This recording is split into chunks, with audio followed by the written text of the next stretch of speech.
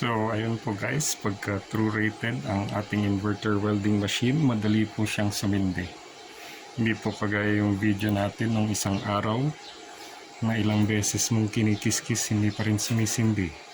So same po ang setting niya, na nagkaiba lang 60 po ang setting nitong Powerhouse. Tsaka parehas din po yung electrode, 2.5 na 6011. So thank you so much po for watching, and I hope you have a great day.